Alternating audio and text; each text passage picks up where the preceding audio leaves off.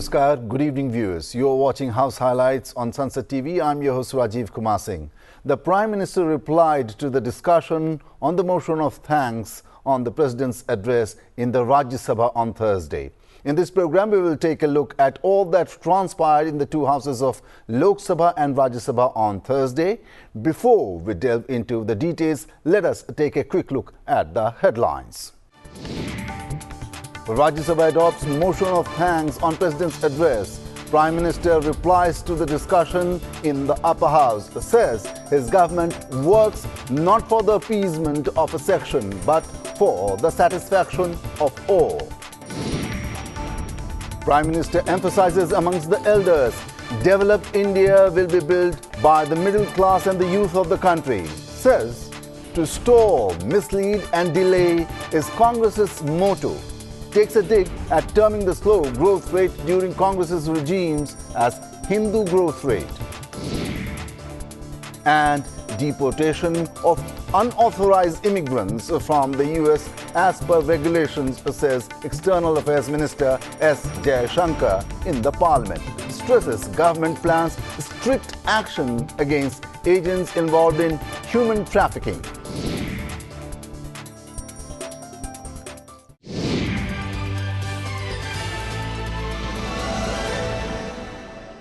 The Prime Minister on Thursday replied to the discussion on the motion of thanks on the President's address in the Rajya Sabha. In his close to 1.5-hour reply, the Prime Minister strongly praised for efforts made by his government to bring millions out of poverty. He also mentioned that developed India will be built by the middle class and the youth of the country. Let us listen into some excerpts of the Prime Minister's reply. सबका साथ, सबका विकास, ये तो हम सबका दायित्व है और इसीलिए तो देश ने हम सबको यहाँ बैठने का अवसर दिया है और उसमें लेकिन जहाँ तक कांग्रेस का सवाल है उनसे सबका साथ सबका विकास इसके लिए कोई अपेक्षा करना मैं समझता हूँ कि बहुत बड़ी गलती हो जाएगी।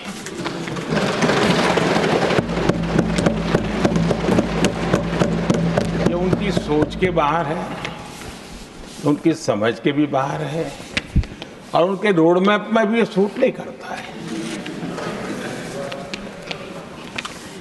क्योंकि वो इतना बड़ा दल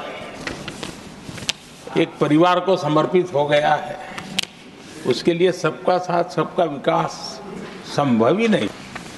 कांग्रेस के मॉडल में सर्वोपरि है फैमिली फर्स्ट और इसलिए उनकी नीति रीति, उनकी वाणी, उनका वर्तन उस एक चीज को संभालने में ही खपता रहा है। देश की जनता ने हमारे विकास के मॉडल को परखा है, समझा है और समर्थन दिया है। और हमारा ये विकास का मॉडल को अगर मुझे एक शब्द में कहना है तो मैं ये कहूँगा, नेशन फर्स्ट, राष्ट्र प्रथम। लंबे अरसे के बाद 2014 के बाद देश को एक अल्टरनेट मॉडल क्या हो सकता है, अल्टरनेट कार्यशैली क्या हो सकती है, प्रायोरिटीज क्या हो सकती है, इसका एक नया मॉडल देखने को मिला है। और ये नया मॉडल तुष्टीकरण नहीं, संतुष्टीकरण पर भरोसा। हमारी कोशिश रही है कि भारत के पास जो भी संसाधन है उन संसाधनों का ऑप्टिमम यूटिलाइजेशन किया जाए। भारत के पास जो समय है उस समय का भी बर्बादी से बचा करके पल पल का उपयोग देश की प्रगति के लिए, जन सामान्य के कल्याण के लिए, उसी पर वो खर्च हो। हमारी ही सरकार ने SC ST एक्ट को मजबूत बनाकर दलित और आदिवासी समाज के सम्मान और उनके सुरक्षा के संबंध में अपनी प्रतिबद्धता भी दिखाई और हमने उसको बढ़ाया। ये मेरा सौभाग्य है कि हम सब ने मिलकर के 3 दशक से मेरे OBC समाज ने जिस बात के लिए मांगे की, आशाएं रखी, जिसको निराश करके रखा गया था, हमने आकर के इस आयोग को संवैधानिक दर्जा दिया। हमारी सरकार ने एक ऐसा मॉडल दिया और सबका साथ सबका विकास के मंत्र की प्रेरणा से दिया कि हमने सामान्य वर्ग के गरीब को 10% आरक्षण दिया, बिना तनाव के, बिना किसी का छीन करके।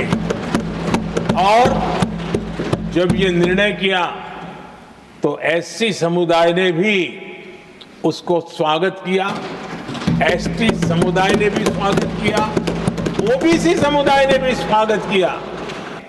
हमने दिव्यांगों के लिए आरक्षण का विस्तार किया, दिव्यांगों के लिए सुविधाएं उपलब्ध हो, इसके लिए मिशन मोड में काम किया। दिव्यांगों के कल्याण के लिए अनेक योजनाएं बनाई, लेकिन योजनाओं को लागू भी किया। आदरणीय सभापति जी, ट्रांसजेंडर कम्युनिटी के अधिकारों को लेकर के हमने उसको कानूनी रूप से उसको पुख्त करने के लिए प्रामाणिकता पूर्वक प्रयास किया। सबका साथ सबका विकास के मंत्र को हम कैसे जीते हैं, ये हमने समाज के उस उपेक्षित वर्ग की तरफ भी हमने बड़ी संवेदना के साथ देखा। हम देशवासी गर्व कर सकते हैं, सदन इस बात के लिए याद रखा जाएगा, ये नया सदन सिर्फ उसके रूप रंग के लिए नहीं, ये नया सदन का पहला निर्णय था नारी शक्ति बंधन।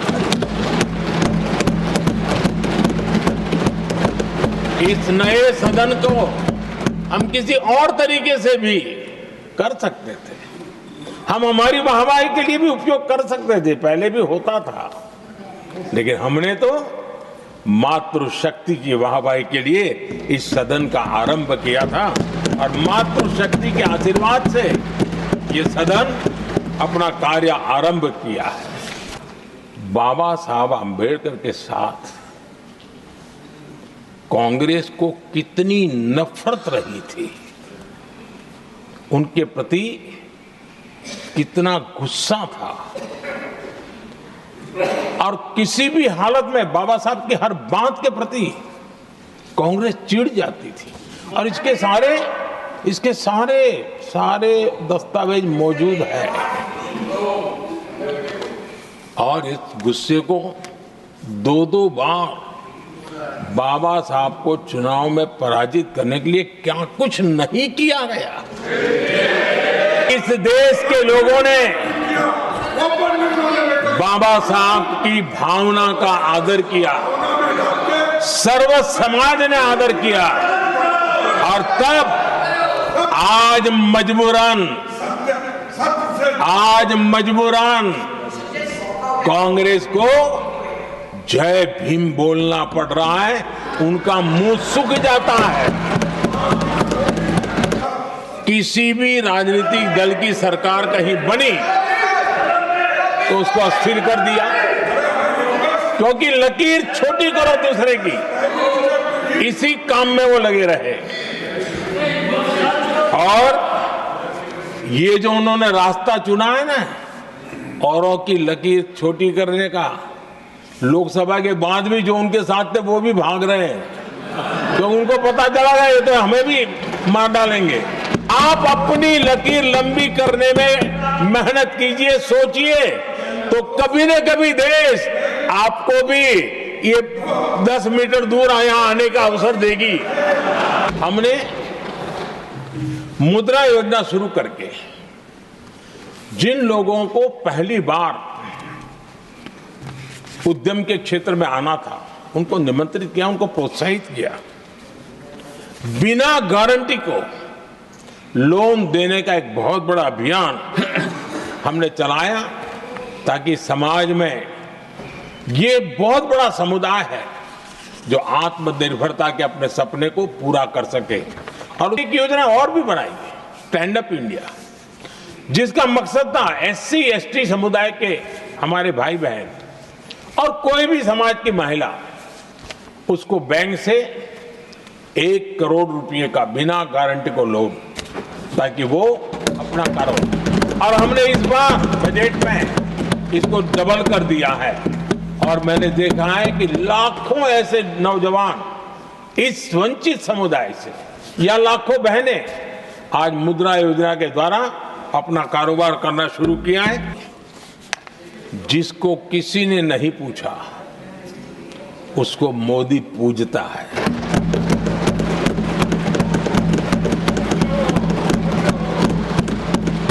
गरीब, वंचित, उसकी का कल्याण, ये हमारी प्राथमिकता है। इस वर्ष के बजट में भी आप देखिए, लेदर इंडस्ट्री, फुटवेयर इंडस्ट्री, ऐसे अनेक छोटे दायरे के विषयों को हमने स्पर्श किया है। हमारे देश में एक बहुत बड़ा समुदाय है, मछुआरा समुदाय। इन मछुआरे साथियों के लिए हमने एक अलग मिनिस्ट्री तो बनाई, लेकिन जो बेनिफिट किसान क्रेडिट में किसानों को मिलता था, हमने वो किसान क्रेडिट कार्ड के सारे बेनिफिट हमारे मछुआरे भाई बहनों को भी दिया, ये सुविधा दी। अलग मिनिस्ट्री बनाई, ये काम किया और करीब 40,000 करोड़ रुपया हमने इसके अंदर इंफ्यूज किया। वंचित अवस्था में जीने वाला एक जो छोटा तबके के लोग व बिखरे पड़े लोग हैं, उनको विशेष रूप से योजना में लाने का प्रयास हुआ। और हमने PM जनमन योजना बनाई और 24,000 करोड़ रुपए, ताकि उनको कुछ सुविधाएं मिले, उनके कल्याण के काम हो, और वे भी सबसे पहले तो अन्य आदिवासी समाज की बराबरी तक तो पहुंचे और फिर पूरे समाज की बराबरी करने के लिए योग्य बने। उस दिशा में हमने काम किया है। हमारे सीमावर्ती गांव, उनको बैकवर्ड विलेज करके छोड़ दिया गया था, आखिरी गांव करके छोड़ दिया गया था। हमने सबसे पहले मनोवैज्ञानिक परिवर्तन लाया। वाइब्रेंट विलेज की योजना देश की सुरक्षा के लिए भी बहुत उपयोगी हो रही है, बहुत महत्वपूर्ण हो रही है, और हम उसको भी बल दे रहे हैं। आदरणीय सभापति जी, संविधान की किस प्रकार से कुचला गया, संविधान के स्पिरिट को किस प्रकार से रौंदा गया, और वो भी सत्ता सुख के लिए किया गया, ये देश जानता है। आदरणीय सभापति जी, ये संविधान की बातें करने वाले लोग, उन्होंने सालों से संविधान को अपने जेब में रखा है, उसी का एक परिणाम है। संविधान का सम्मान नहीं किया है। आपातकाल में जॉर्ज फर्नांडिस समेत देश के महानुभावों को हथकड़ियां पहनाई गई थी, जंजीरों से बांधा गया था। आदरणीय सभापति जी, सत्ता सुख के लिए, शाही परिवार के अहंकार के लिए इस देश के लाखों परिवारों को तबाह कर दिया गया। ये अपने आप को बहुत बड़ा तीसमार खा मारने वालों को जनता जनार्दन की ताकत को स्वीकार करना पड़ा, घुटने टेकने पड़े। तमाशा करने वालों को क्या खबर। हमने कितने तूफानों को पार कर दिया जलाया है। गरीबों को शक्ति देने के लिए, गरीबों के सशक्तिकरण के लिए जितना काम हमारे कार्यकाल में हुआ है, हमारी सरकार के द्वारा हुआ है, इतना पहले कभी नहीं हुआ। मेरी सरकार इस नियो मिडिल क्लास और मिडिल क्लास के साथ डट करके खड़ी है और बहुत कमिटमेंट के साथ हम खड़े हैं। हमारी नियो मिडिल क्लास और मिडिल क्लास की आकांक्षाएं आज देश के लिए गति देने वाली शक्ति है। हमारे देश की एक नई ऊर्जा है, देश की प्रगति का सबसे बड़ा आधार है। 70 साल से ऊपर के किसी भी वर्ग के क्यों न हो, किसी भी समाज से क्यों न हो, उनको आयुष्मान योजना का लाभ देकर के, और उसका सबसे बड़ा लाभ मिडिल क्लास के बुजुर्गों को मिल रहा है। स्वामी इनिशिएटिव लाया गया है,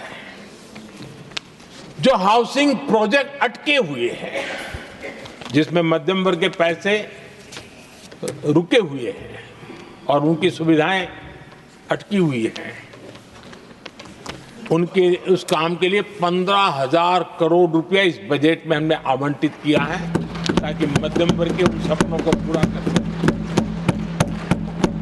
आदरणीय सभापति जी, स्टार्टअप का रिवॉल्यूशन जिसको आज दुनिया ने देखा है और उसका एक प्रभाव भी है। ये स्टार्टअप चलाने वाले कौन है?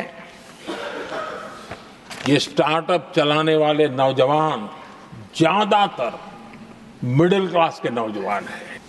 विकसित भारत के निर्माण में सबसे बड़ा रोल देश के युवाओं का है। हमें डेमोग्राफी का डिविडेंड, उस पर हमारा भी बल है।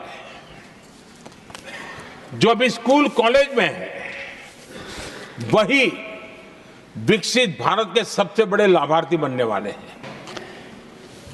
21वीं सदी की शिक्षा कैसी होनी चाहिए? शिक्षा नीति के लिए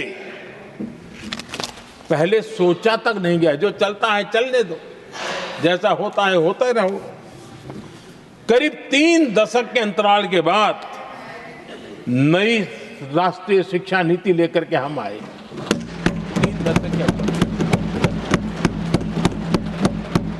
इस नीति के तहत बहुत सारे इनिशिएटिव हैं। उसमें एक की मैं चर्चा करता हूं, पीएम श्री स्कूल। ये पीएम श्री स्कूल आज करीब 10-12 हजार स्कूल ऑलरेडी बन चुके हैं और नए बनाने की दिशा में हम आगे बढ़ रहे हैं। आदरणीय सभापति जी, एक महत्वपूर्ण निर्णय हमने शिक्षा नीति में बदलाव लाया है। मातृभाषा में पढ़ाई और मातृभाषा में परीक्षा, इस पर हमने बल दिया है। दुनिया भारत की आर्थिक क्षमता को पहचानने लगी है। आज दुनिया तेज गति से आगे बढ़ने वाले देश के रूप में देख रही है। तो आज दुनिया भारत रेट ऑफ ग्रोथ दुनिया देख रही है और हर भारतीय को इसका गौरव है। और हम अपनी अर्थव्यवस्था का विस्तार कर रहे हैं।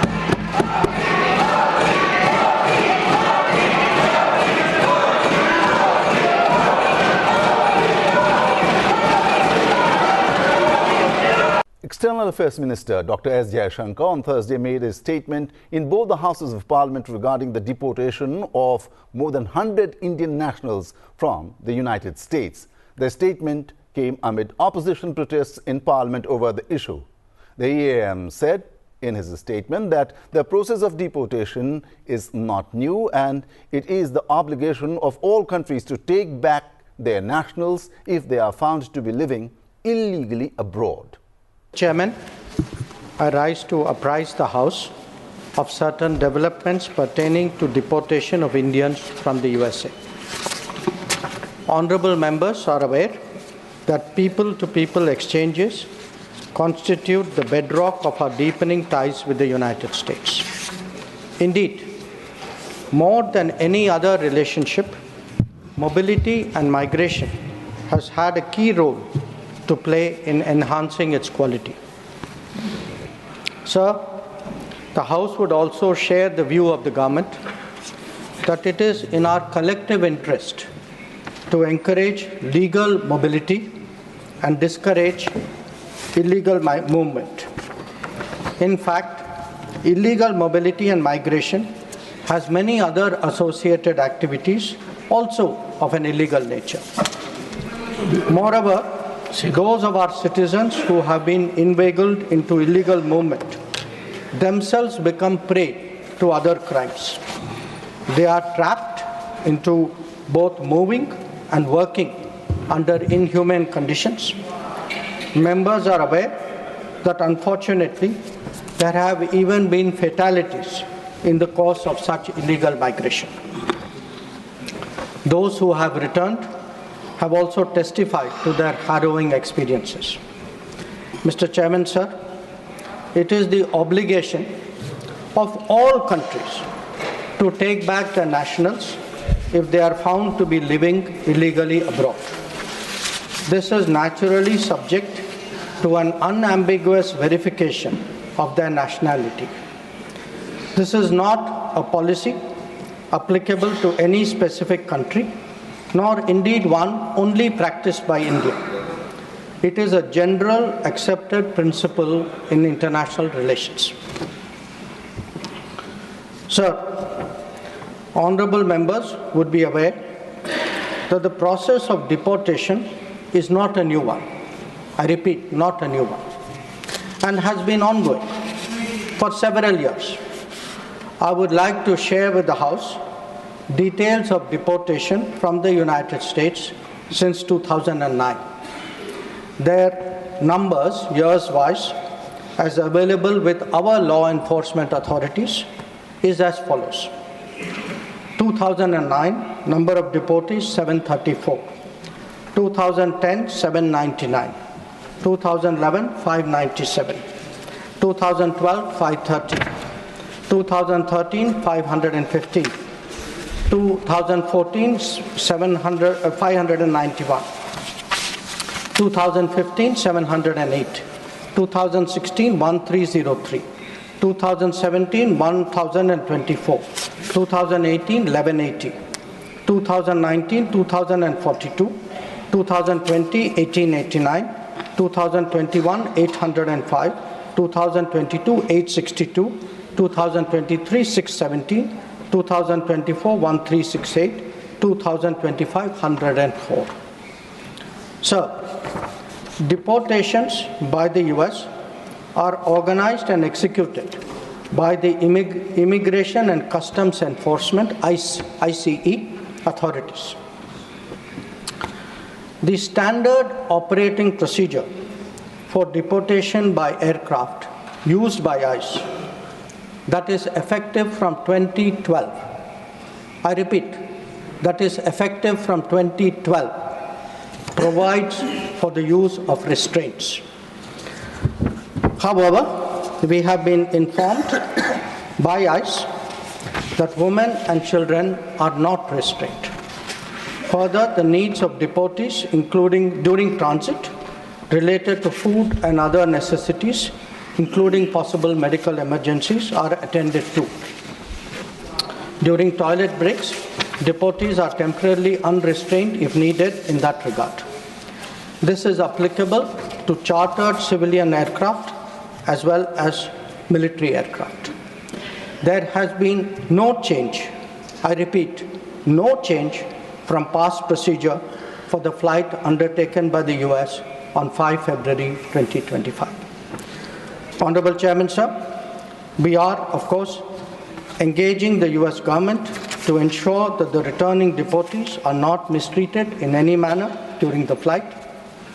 At the same time, the House will appreciate that our focus should be on crackdown strong crackdown on the illegal migration industry, while taking steps to ease visas for the legitimate traveler. On the basis of information provided by returning deportees about the agents and others involved, law enforcement agencies will take necessary preventive and exemplary actions.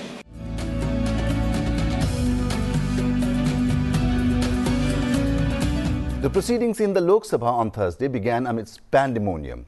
Soon as the proceedings began, the opposition demanded for government's response on the deportation of over 100 Indian nationals by the United States.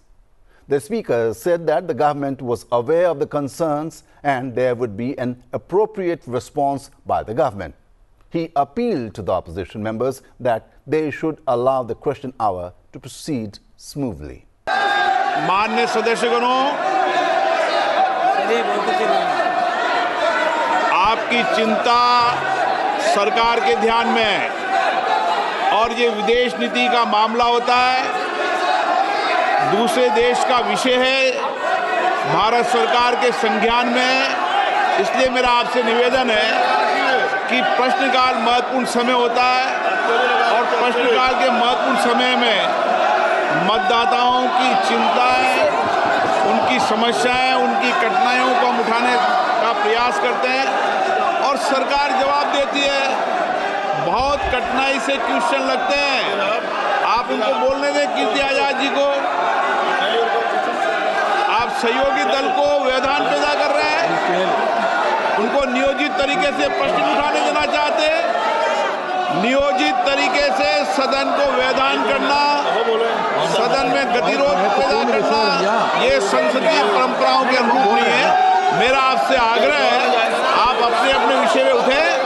12 बजे आपका विषय आएगा, उस समय आप चर्चा करना। In response to a question on the use of drones for spraying of fertilizers, Civil Aviation Minister K. Ram Mohan Naidu said that the Namo Drone Didi program targets financial inclusion and empowerment of women. Sir, the Namo Drone Didi program is a flagship program which was envisioned by the Honorable Prime Minister Narendra Modi ji for financial inclusion and especially the empowerment of women. And I am very happy to share that this has really improved the earning of the women, in which we have done this thing also, sir. And regarding which ministry does it come under? This is the parent department is Department of Fertilizer, which is dealing with this drones distribution, sir. The scheme actually comes under the Department of Fertilizers, which is trying to give the 80% subsidy to the women self-help groups. And the whole number of drones that need to be distributed is up to 15,000 drones. And we have done up to 500. And why we are trying to see how the remaining 14,500 will be done is through indigenization. We want to promote more indigenization of drones. So this is a collective effort. Ministry of Civil Aviation, Ministry of Agriculture, Department of Fertilizer. Collectively we want to see and promote the utilization of drones in agriculture because we see a direct impact, especially in the earnings that the usage of drones can give to the owner of the drone, and also the impact it can have in the agricultural production and the reduction of the fertilizer or pesticides that get used in agriculture, sir. And the figure of distributing these send drones, this has come up in a discussion between these ministries when we were trying to promote, to look at the potential itself. What would be the potential? We have come up with the aspirational figure that we can have at least 10 drones per village. And initially through the Namo Drone Didi program, we are doing 15,000 drones. Distribution 500 have been done. And in the remaining time period, stipulated time for the Drone Didi in those 3 years, we are going to see that the remaining 14,500 drones are also going to be distributed. As the opposition continued to hinder the progress of the question hour, the Speaker again appealed for members to let the House function smoothly. He repeated that the issues related to foreign affairs would be answered appropriately. However, as the opposition members continued their sloganeering, the House was adjourned first till 12 noon. सदन में ये तरीका आपका उचित नहीं है। मैं आपको आग्रह करता हूं प्रश्नकाल महत्वपूर्ण समय होता है। आपके सारे विषय गंभीर और संज्ञान में सरकार ने लिए हैं और क्योंकि विदेश नीति का मामला है, दूसरे देश का विषय है, उनकी अपनी पॉलिसी नीतियां होती है। भारत सरकार इस पर गंभीर है। मैं आपसे आग्रह करता हूं कि आप सदन को चलने दें, व्यवधान पैदा नहीं करने दें। हर रोज प्रश्नकाल में गतिरोध उत्पन्न कर आप भारत के मतदाताओं का अपमान कर रहे हैं। ये उचित नहीं है। मैं पुनः आग्रह करता हूं, आप सदन चलना चाहते हैं, प्रश्नकाल चलाना चाहते हैं, नहीं चलाना चाहते, प्रश्नकाल नहीं चलाना चाहते, सदन की कार्रवाई आज 12 बजे तक के लिए स्थगित की जाती है। After two more adjournments in the mid, the Lok Sabha again reassembled at 3:30 p.m. The External Affairs Minister, Dr. S. Jaishankar, made a statement in the lower house. Following his statement, the House was supposed to begin general discussion on Budget 2025-26. However, as commotion prevailed, the Speaker adjourned the House for the day. माननीय सदस्यों,